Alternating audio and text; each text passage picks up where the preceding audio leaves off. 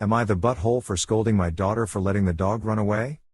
My girlfriend Sarah and I had been discussing taking a road trip for a while due to the stress we had both been under. It was my 9-year-old daughter Emily's weekend with me, so it meant she'd be coming along with us. We decided to make the trip on Emily's weekend with me, and Sarah's Yorkie puppy Daisy had to come along. I informed Emily that she had to stay in the car and watch Daisy while Sarah and I made a few stops. Emily seemed to understand and was content playing on her iPad and eating snacks. After a few stops, however, Emily started acting strangely. I asked her what was the matter, and she said she was getting bored. I told her sorry hon, but she knew what she was in for the get-go. We could all do something together later. Emily reluctantly agreed. At one point I stopped at a gas station to buy a drink and Sarah went to use the restroom. When I returned not even 15 minutes later, the back door was wide open and Emily was crying next to the car. Daisy was gone. Emily confessed that she was bored and wanted to get out of the car, and Daisy jumped out. Traffic was too busy for her to run after him. We drove around looking for Daisy with no luck, and Sarah was inconsolable. I was so angry and disappointed with Emily that I couldn't even look at her. I tried to explain to her why what she had done was wrong, but she just kept crying. The road trip was cut short and I dropped Emily back at her mom's house. Emily was really upset, but I was still mad and couldn't speak to her. I was too mad to even hug her or say goodbye. Her mom called me cruel and conniving, but I told her it was awful what Emily had done to Sarah's dog. I felt so helpless. I wanted this weekend to be good for all of us. Am I the butthole? Wow, you're the butthole. She's 9. There are a few things. 1. Why the actual hell would it be a good idea to leave a 9-year-old alone in the car too? Why would you give her sole responsibility of the dog? She's 9. 3. 9-year-olds get bored, don't just leave her alone and expect her to be occupied. Maybe she got scared and wanted to find you. 4. She didn't do this with any malicious intent, this is all negligence on your part. You're the butthole to the max. Apologize and hope she forgives you. You're the butthole. You're the butthole. You're the butthole. Why are you leaving your 9-year-old daughter in the car alone? Why do you guys get to stretch your legs and see things and she doesn't? Why couldn't you all get out, with the puppy on a leash? And last, but not least, why was the 9-year-old left in charge of an untrained puppy when there were 2 fully capable adults, one of whom is the owner of the dog? Did you plan this trip for the weekend your daughter was there just so you could have a built-in puppy sitter? You were thinking only of yourself and gave no consideration to your daughter. As a dog owner I do feel sorry for your girlfriend. I would be inconsolable if my dog ran away, but you guys are the adults and responsibility ultimately falls on you, not the literal child. Am I the butthole for making our daughter clean our horses' stalls against her will? We recently got 2 horses. My younger daughter, 13 female, wanted them as she's been learning to ride. My older daughter, 17 female, was against them. She's much more princessy and didn't want to deal with the mess and chores that come with horses, but we told her it wouldn't be something she'd have to deal with and that her younger sister promised to take care of all of it. Well, recently the older daughter has been disrespectful at home and staying out too late, and her grades have been slipping. We warned her to shape up, but last week when we heard that she'd been needlessly insulting to her younger sister while I was out running errands, I told her that she'd be cleaning out the stable each day for the next week as punishment, and that her sister would get a break. She got really upset and offended, and said we promised she'd never have to go in there or have to scoop horse poop. I said I promised it wouldn't be one of your chores, of course, but obviously a punishment is supposed to be something outside of your normal chores and something you won't like, and I thought it was perfectly fair here. She's been doing it 3 days now but seems to be very resentful of our broken promise, acting very disgusted, and keeps begging to get out of the rest of it. But I said I thought it's very fair and that she's overreacting. Am I the butthole? TLDR made older daughter clean stables as punishment despite saying she wouldn't have to. She thinks the punishment goes too far. Info: horses are a pretty big gift. Does your oldest child get the same treatment as your youngest child? It could be resentment building up and causing her to act out. You're the butthole. You bought 2 horses for your younger daughter and promised the older daughter she wouldn't have to be involved in their care. You broke your promises. There were plenty of adequate and appropriate punishments available you could have given your daughter for staying out late and letting her grades slip. Are you deliberately trying to stir up resentment between the 2 sisters because this is how you get resentment between 2 sisters? So you're making her clean up crap as a punishment? Yeah, you're the butthole. You have deliberately chosen something you know she will hate. That's just spiteful. Punishment is revoking privileges or taking away electronics, maybe even grounding, loss of allowance. Not shoveling crap. Am I the butthole for telling my daughter she doesn't get to come home and start calling the shots? I have 3 children, female, 17, female, 16, male, 13. My ex-wife and I separated shortly after our second daughter was born and had split custody until the girls were 9 and 10. My son, with my current wife, was 6. My ex was moving several states away and we decided to let the girls pick which parent they wanted to live with full time. Obviously we planned vacation visits and such. Oldest wanted to stay with me, younger went with her mom. Within a year she decided she no longer wanted to fly to visit, and I was not welcome to stay in my ex's home and couldn't afford a hotel, so I haven't seen her often over the past 6 years. I admit that falls on me. Last month she messaged me and decided she wants to live here instead. We struggled financially a few years ago and seriously downsized our house. It's now a 2-bed. My wife and I sleep on the couches, oldest and youngest with their own rooms. I was hesitant, but after talking with my older daughter, agreed to have her come over and share with her sister. She arrived and immediately hated everything about the house. She doesn't like our decor, our furniture isn't comfortable, our house isn't clean enough. The food we make is weird, the AC isn't strong enough. She's driving us a little mad. The biggest issue, however, is her despising sharing with her sister. She has Tourette's syndrome and makes noises constantly, but especially when she's sleeping. Younger daughter was aware before moving over. She does not stop complaining about it. She wants us to move oldest and youngest into one room so she can have the single room. This isn't happening. Our son is autistic and is already struggling with her being here. Moving rooms isn't an option. As well as the fact that he's in the throes of puberty and we're trying to explain privacy to him. Having his own room is vital in this stage. It's incessant complaining and ideas. My wife offered to give her the couch and share with my daughter instead, but she refuses to sleep on the couch. I don't really blame her, they kill your back. I was getting stressed and tired, so yesterday I kind of exploded on her. I told her she was being a brat and that she didn't get to frick off for 6 years, come home, and then run the house. She broke down and asked my ex to fly her back to them. Her flight is tomorrow. I have apologized to her. I'm not a yeller. I've always prided myself on not yelling or hitting my kids, ever. Yesterday was the only time I have ever yelled. I have stood on my point, though, that she doesn't get to call the shots here. My ex is, obviously, angry, but she doesn't need an excuse to hurl insults at me. My wife has refused to weigh in on the situation, although I think she's secretly glad she's leaving. My parents were informed at some point, and are very angry, but I don't tend to take their thoughts into account. I am feeling very guilty, however, and I'm worried I went too far even with the circumstances. Am I the butthole? ETA. I did not abandon my daughter. I could not afford to fly out and see her, but I called every day and texted constantly. I did not decide to have a third child while struggling. When we had him we were financially stable. We didn't start struggling until he was a toddler. You're the butthole. Frick off for 6 years? She was 9 and was inappropriately asked by her parents to choose who to live with, as was your older child. You failed to visit her for 6 years. She is not responsible for that.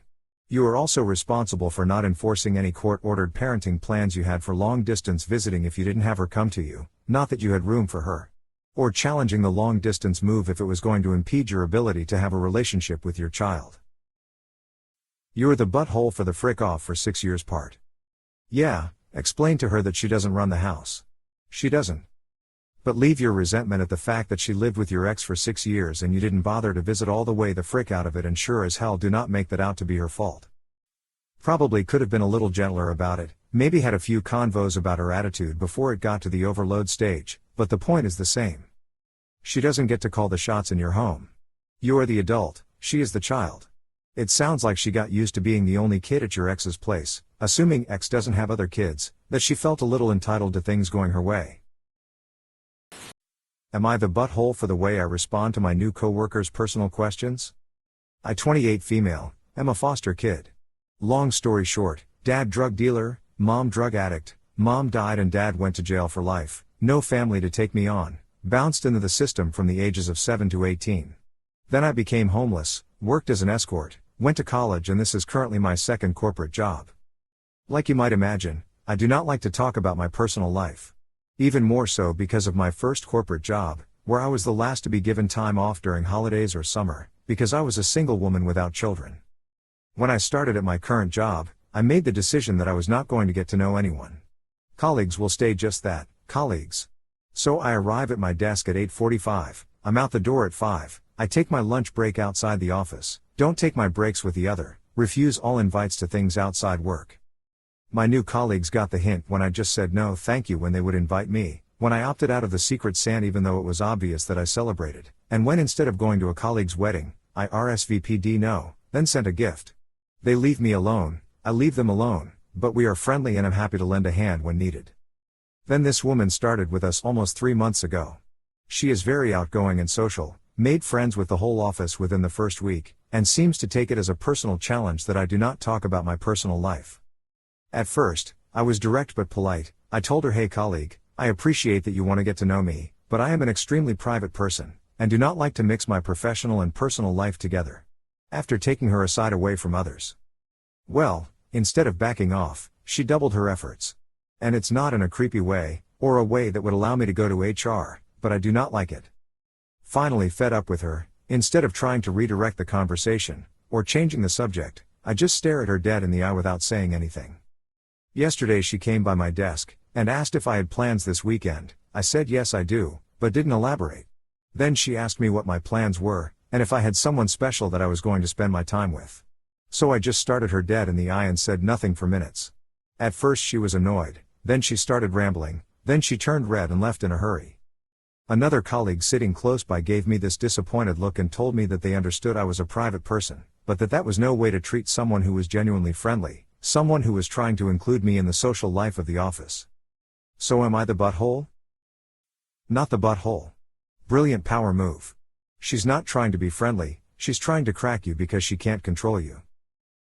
It's not in a creepy way, or a way that would allow me to go to HR. I'd argue that repeated personal questions that you've made clear are unwelcome are 100% harassment and reportable to HR. Not the butthole. Am I the butthole for applying to my cousin's company just to show him I can get a higher role and pay than he has? Oliver, my cousin, and I are almost the same age and we went to university to study the same thing. The difference was that I started working as an intern halfway through uni, and after I got my BSc, the company offered me a full-time position, which I gladly took and didn't go to a master's program. Oliver, unlike me, went to get his master's and started working years after I did. Oliver always made sure to tell me what a mistake I made by not getting an MSc degree. I will always be lower paid than him, no company will give me higher roles, I will get stuck at the bottom of the ladder, etc. He stopped for a little bit after finishing his studies, but recently, he started again stronger than ever. At Christmas, he told me that now that he has both an MSc and 4 years of work experience, he will overtake me so fast. In his company, he will soon apply, in 1 or 2 years, to a higher role, and he knows they wouldn't hire a person without a master's degree for that role. That was when I decided to be petty and apply to Oliver's company for said role. I got the offer this week and it's actually even higher paid than I expected it to be. I told Oliver about the offer, without specifying the salary, and he threw a fit. He called me a petty butthole and told me it's insane that I would go to such lengths out of my inferiority complex. Our entire family is on his side and now they treat me like a jealous, mean bully. I mean, yes, it was petty. But nobody said a word when they heard Oliver tell me during family Christmas dinner that I will always be a nobody stuck at the bottom of the corporate ladder. I only wanted to prove him wrong and it was fun testing myself. Am I the butthole? Not the butthole, and honestly, well done.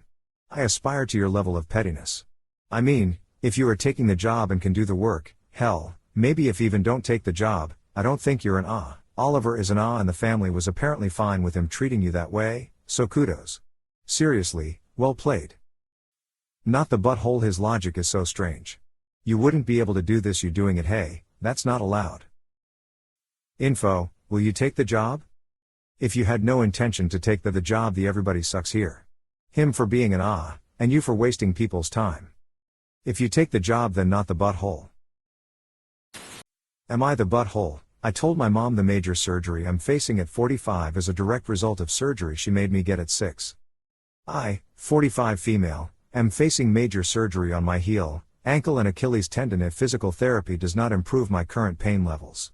I have what my podiatrist has described as the worst calcifications he has seen on my Achilles. There is a very high chance that with or without the surgery, I will lose my ability to walk. Surgery makes it less likely, but I will walk worse than normal, just hopefully without excruciating pain. The issue is causing my Achilles to not stretch properly and literally rip the top of my heel bone off slowly. Any course my doctor and I take, I will lose at least some function of my foot. The calcifications are 100% a direct result of tendon lengthening surgery my mother made me get at 6 to fix flat feet.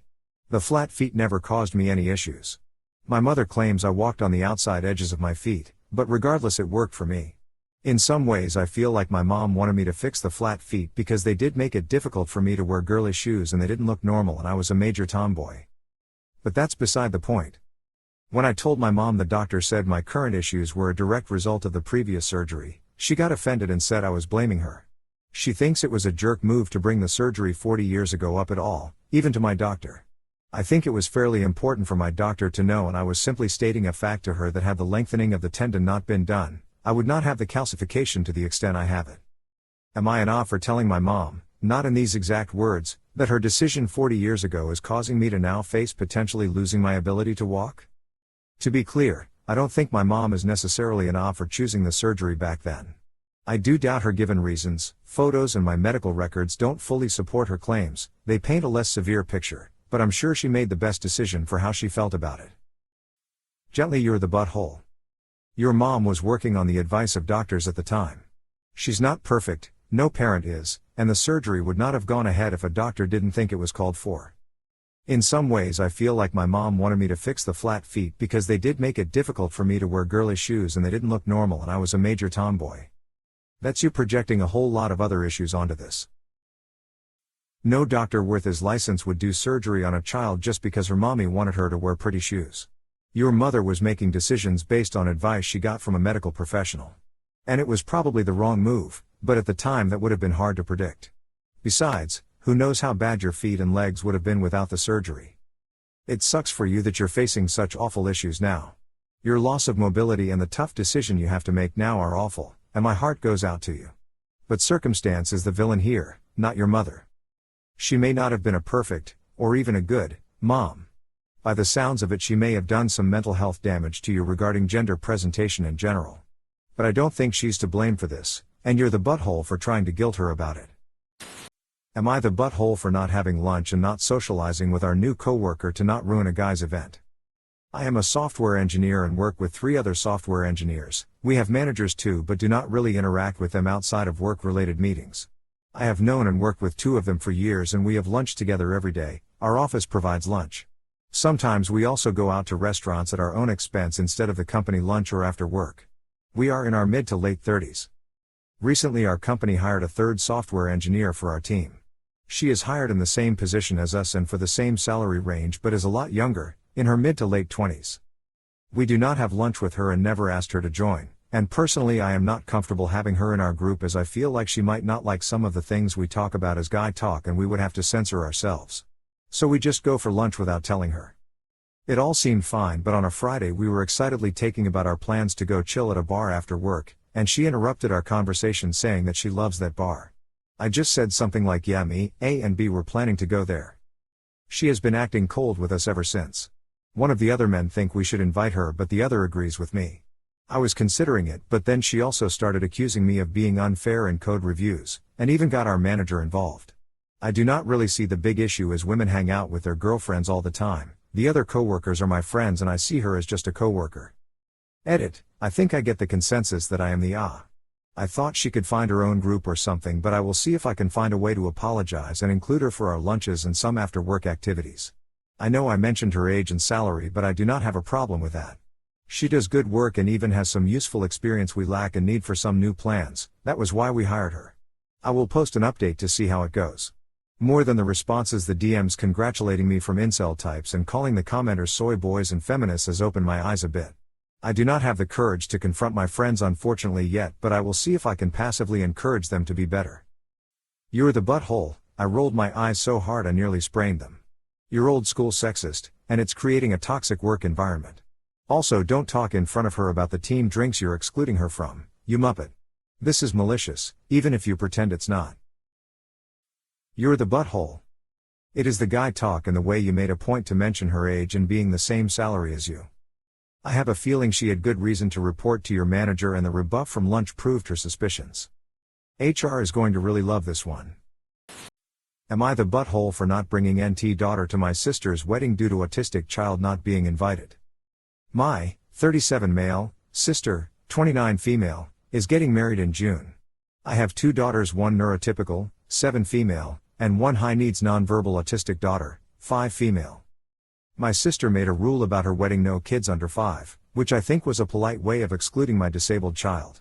My wife or myself would have immediately took her outside if she had a meltdown. As my 6-year-old nephew, also neurotypical, just made the cut and gets to go, there's only 2 other children under 5 in the family, no known disabilities yet.